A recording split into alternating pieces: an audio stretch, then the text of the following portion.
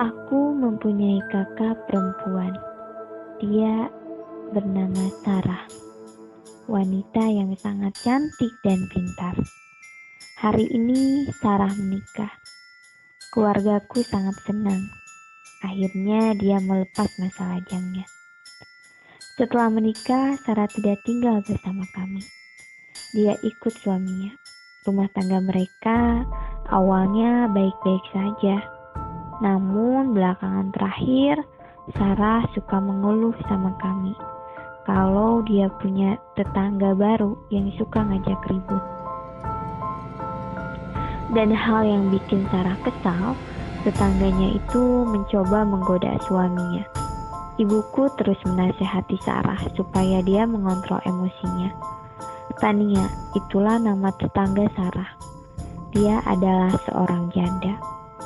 Tania iri kepada Sarah karena menurutnya dia mempunyai laki-laki yang sangat tampan dan baik, sedangkan mantan suaminya dulu sangat tidak menghargai dia. Sudah beberapa hari Tania tidak terlihat di rumahnya. Sarah sangat senang karena tidak lagi pengganggu dalam rumah tangga dia. Suatu hari Tania pulang, namun sepertinya ketika berpapasan dengan Sarah, biasa saja dia tampak lesu dan pikir Sarah mungkin Tania sedang sakit.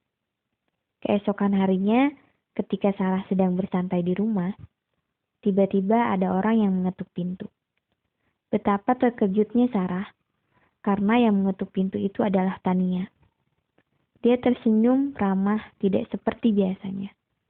Sarah terus mengerutkan dahi. Tania minta maaf atas apa yang telah dia lakukan. Dia hanya merasa iri saja, tidak benar-benar sampai hati mau merebut kebahagiaan Sarah. Tania menangis dan mencoba memeluk Sarah. Sarah hanya mematung saja. Tapi lama-kelamaan akhirnya Sarah luluh dan apa salahnya memaafkan Tania. Akhirnya mereka berdamai. Hubungan mereka membaik, bahkan Tania suka membawa makanan kesukaan Sarah. Ketika ulang tahun Sarah, dia pun membawa sebuah kue tart. Dia bilang itu buatan dia sendiri.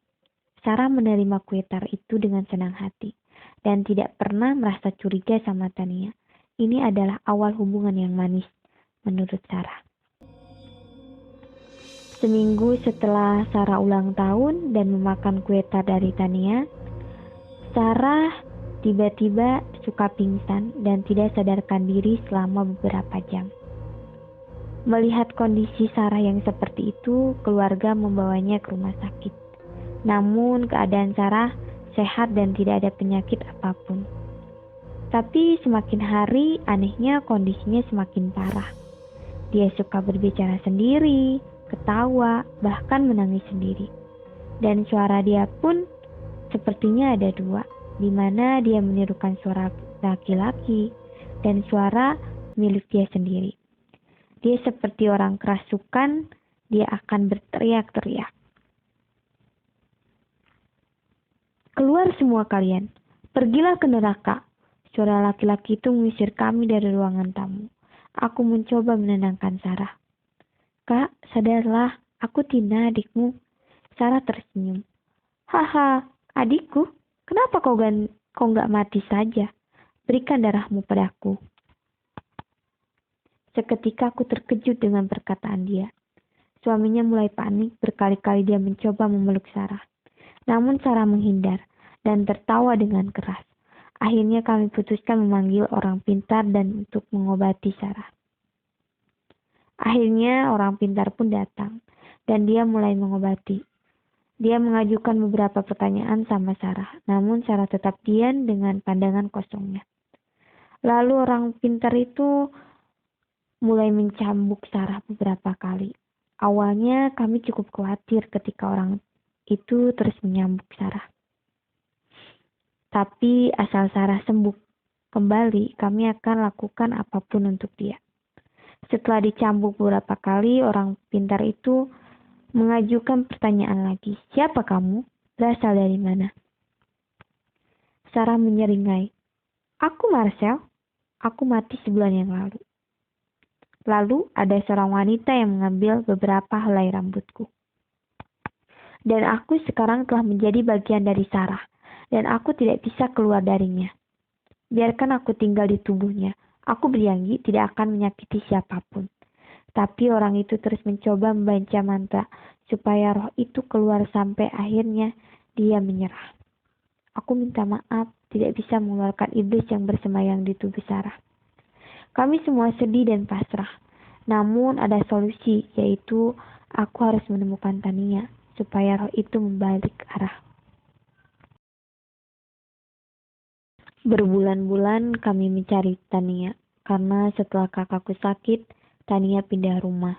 Entah kebetulan atau tidak, kami dapat kabar bahwa Tania beberapa hari yang lalu meninggal karena tabrakan.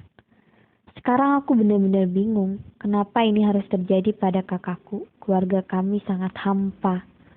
Akhirnya suami Sarah minta cerai. Aku benar-benar kecewa. Aku mencoba membujuk dia dan meyakinkan kalau Sarah pasti sembuh. Di satu sisi lain, aku juga mengerti mana mungkin suaminya mau bertahan dengan orang yang kesurupan. Akhirnya, mau tidak mau, kami mengikhlaskan suami Sarah. 5 tahun berlalu, situasinya masih sama. Sarah tidak banyak bicara dan matanya selalu kosong. Setiap hari aku dan ibuku selalu memandikannya. Dia sangat jarang keluar kamar. Hari-harinya dihabiskan dalam kamar. Suatu pagi aku mengetuk pintu dan mau membuka pintu kamar Sarah. Pintu tersebut sepertinya dikunci dari dalam. Padahal selama ini Sarah tidak mengunci pintu. Aku terus berteriak memanggil namanya. Tidak ada jawaban ataupun tanda-tanda buka pintu. Aku cukup kesal dan sedikit khawatir. Aku dan ibuku mencoba putuskan mendobrak pintu. Dan brak. Oh God, aku benar-benar shock. Ibuku pun langsung menjerit menangis dan kencang. Pemandangan yang sangat mengerikan dalam hidupku, di mana badan Sarah tergantung dengan lilitan tali di lehernya.